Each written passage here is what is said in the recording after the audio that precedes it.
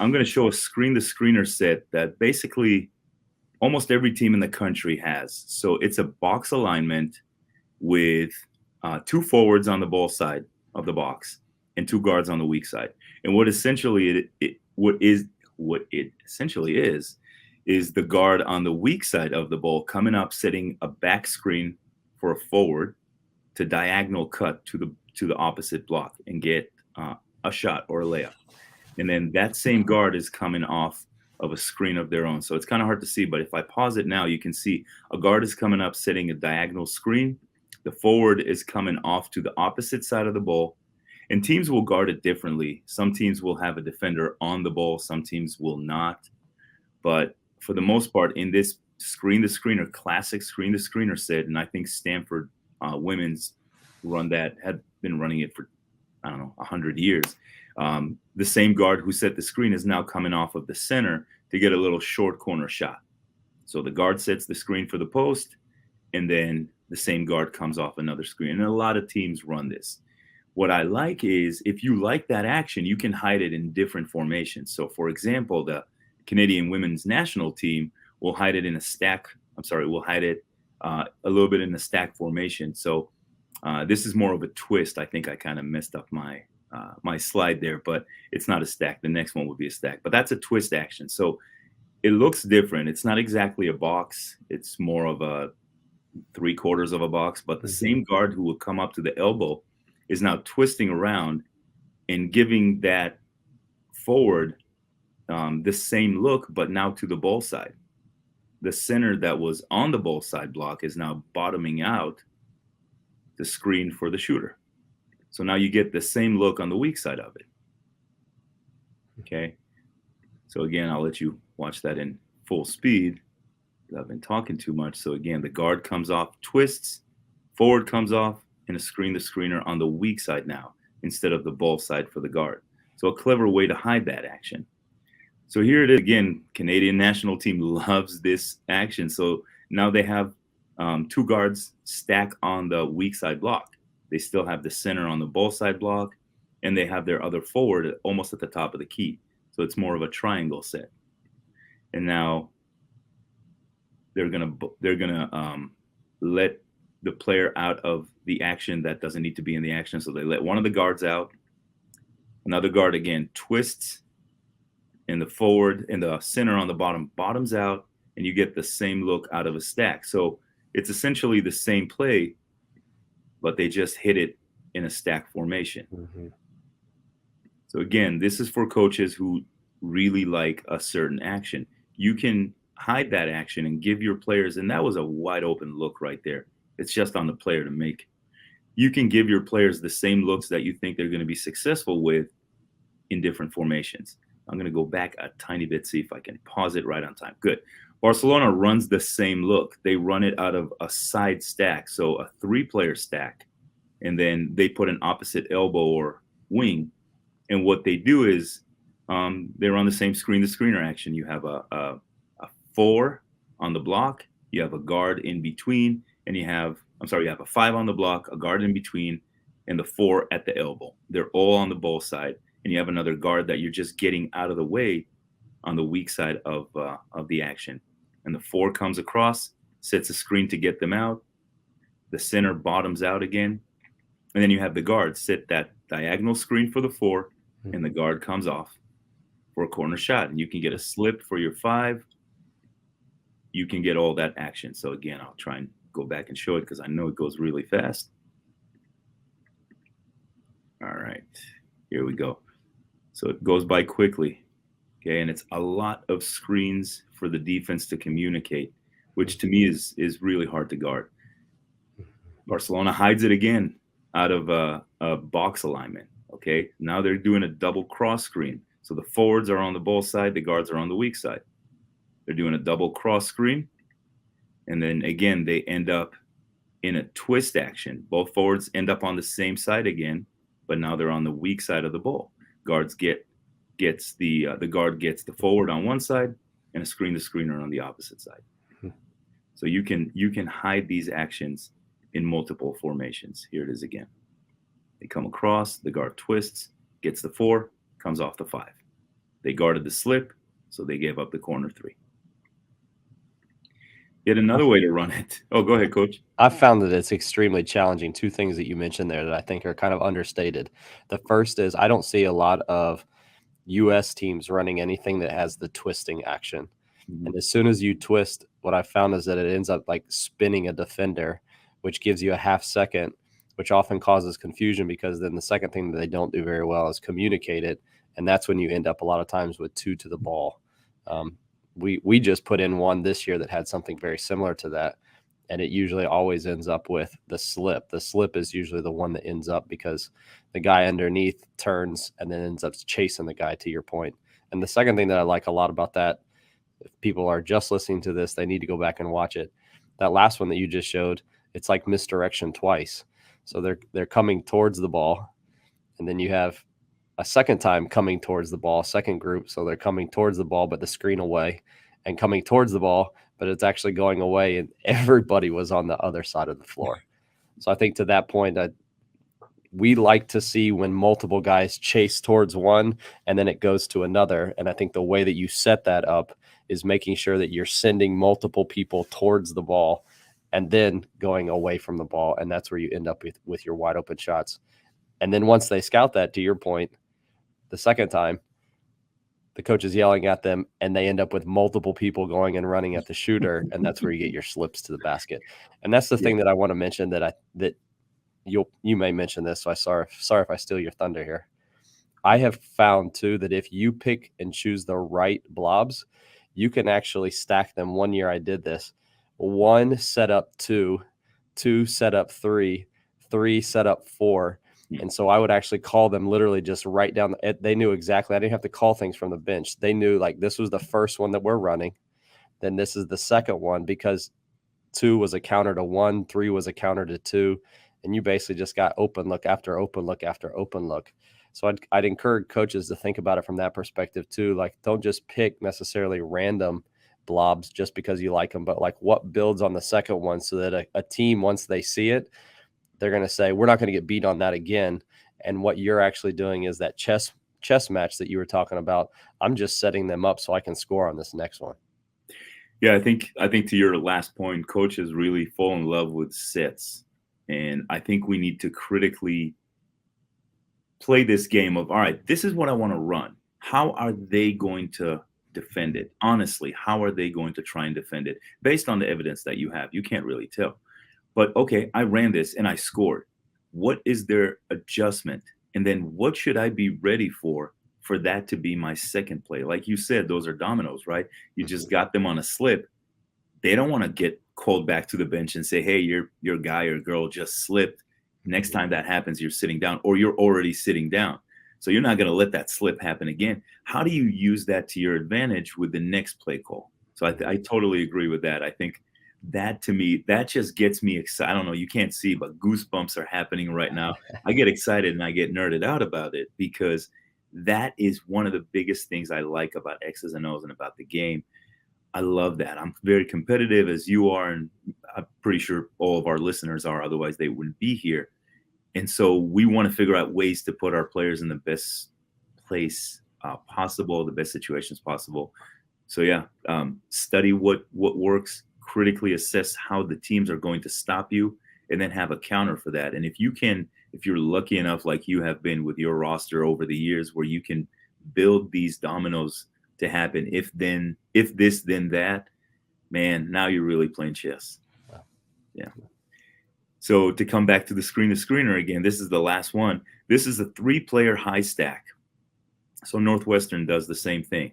And I'm not really sure. I think the center is at the bottom of it. The 4 is at the elbow or something like that. I'm not exactly sure who their roster is. But they basically spread out. They send one of the guards out of the stack. They drop another forward from the weak side, and they end up in a triangle. And again, it will be weak side to the guard, diagonal screen, and then the same screener comes off of the 5, and they get an open look in the short corner. Okay, so I'm going to run that one more time. And I know I'm doubling on our video time here, but I think players, people who come to watch this are going to appreciate it in full speed, right? So you end up creating the same kind of look every time. Okay, so enough of the screener, right? So you have your baseline out of bounds playbook, and now a lot of teams are playing zone. But you don't want to necessarily put in different actions against the zone, or maybe you do, but it's more to remember. So how can you use your man plays in the zone? So I really love. I just found St. Leo's baseline out of bounds to be so good. They're a Division II team, and there's some really good stuff that we can find out there. They play a lot of their stuff out of the 1-4 low set. So in this one against man, we call it player here on the women's side. Against man, they do a corner catch. So they lob the ball over to the corner player on the ball side in the 1-4 low set, and they just work a handoff. Okay, so both players went with the intended handoff, and that's a keep action. And the forward just took the ball, the catcher took the ball and just drove baseline to the basket. So against the zone, they know they're going to have a player ready right there for that keep action. So the ball goes, they try and keep. So the ball side or the center, the center is on the ball side block. And as it happens in so many levels, at so many levels, you can look 1, 2, 3, 4 players watching the ball. All you got to do is cut, right? So they built in this cut. They know that they're going to stop that action. It's not a different action. It's the same keep action, but they know, hey, listen, the ball's going to go in. They're going to stop the initial action. I'm just going to cut. And they got a beautiful look out of that. So they didn't have to put in another play. It's the same play. Here is the same action, the handoff action, without the keep action. Okay, so it goes into a weak side stack screen. So again, goes into the corner, handoff with the ball with the inbounder, and when he comes off the handoff, there's a weak side staggered screen for a shooter, and that's the play. Against the zone, they know that they're not going to give up that weak side stag. They know that it's going to be hard to do the keep action, but they also know that by bringing up the ball side block, the top defender in the zone is going to have to cover it. So what do? They just pitch behind, and there's no one next to the inbounder. So you can use your zone plays, your man plays in the zone. You just have to know how to manipulate and where the different weaknesses in the zone are. Okay. You have to build a counter for a deny. Some teams are going to deny your baseline out of bounds. They're going to scout you. They're going to know what you're looking for. So here's one of those gotcha things, right? So here's a 1-4 set from St. Leo again. And it's a set for a flare slip. I love a good flare slip, right? So they pass the ball over the top to the ball side forward who was on the baseline. So he popped up, and they're showing a flare on the weak side. Okay, so the weak side corner is coming over to flare the opposite elbow, and that weak side corner is just going to slip. So the teams are, teams that guard them, they just don't want to allow for that catch. So in the next clip, you'll see a very aggressive deny on that initial pass. So again, they set up in a 1-4 low. There's a post player right in front of the inbounder on the block, and they take the defender who's guarding the inbounder, and they put him on the post. And the post defender is now standing at the elbow. So they basically sandwich the catcher between two defenders. So if he's trying to catch low, the player guarding the inbound is going to take that away. If he's trying to pop up to the elbow, there's already a defender there. So their counter to that is pass to the corner. So they pass to the ball side corner. You'll see it on the video. Number 12 is in the corner. He's pretending like he's only looking at that intended catcher.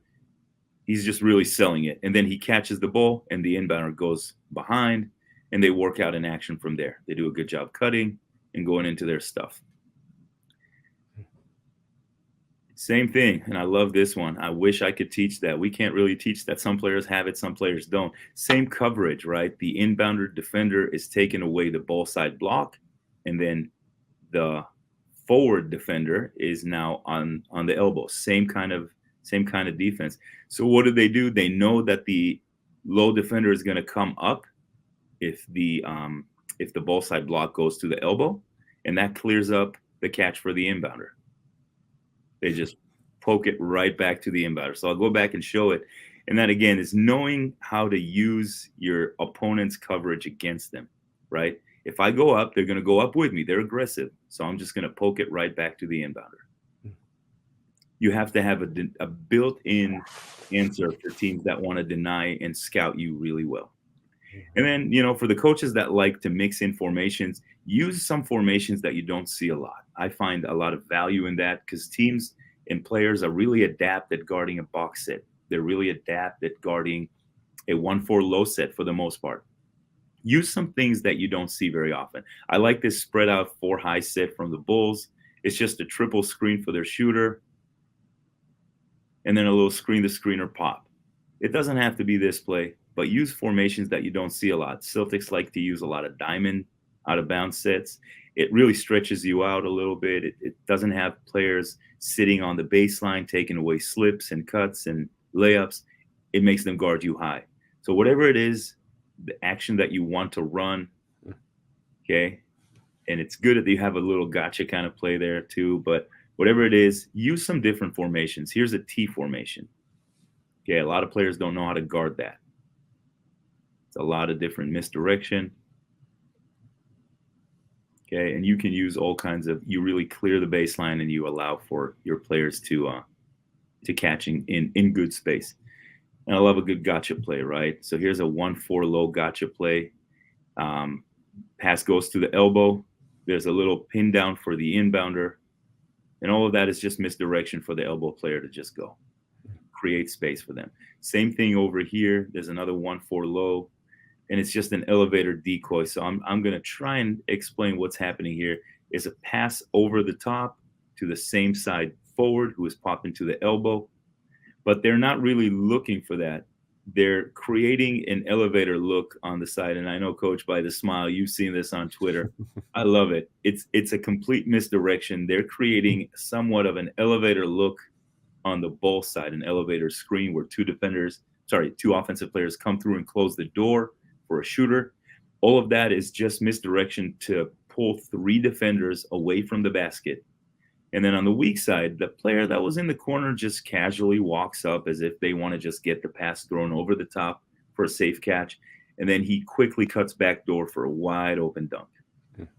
Okay, so we can definitely build some good gotcha plays, and I want to show that in full speed because it's just too nice. Okay, a lot of misdirection.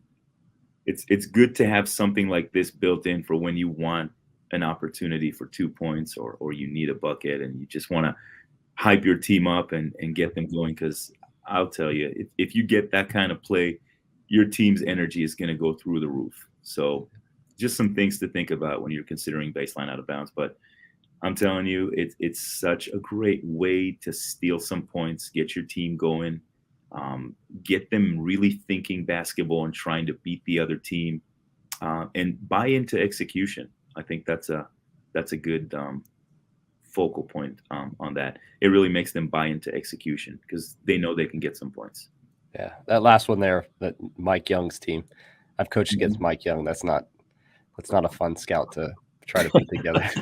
Can't imagine. No, not very fun. I went quiet halfway through there because as I'm watching this, I'm writing on my notepad. You can't see this, but I'm writing on my notepad some of the stuff. If somebody just watched the videos, you could probably have your entire blob playbook set for you for next year. I mean, there was options for literally everything, for man, for zone. I found that for some reason, most almost take like a notch down on their zone blobs.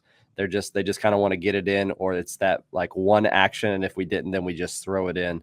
But as you just showed, even with just one alignment and that handoff series there, that keep series, you could probably get 3, 4, or even 5 things right away out of that. One that we do very similar to that was a ball screen. So it was a lift up out of the corner and then immediately follow it with a ball screen. And now you have a screen roll, lift from behind, shake action or something like that. So I think that to your point earlier, you could basically run the same first action and do 4, 5, or 6 different things out of it.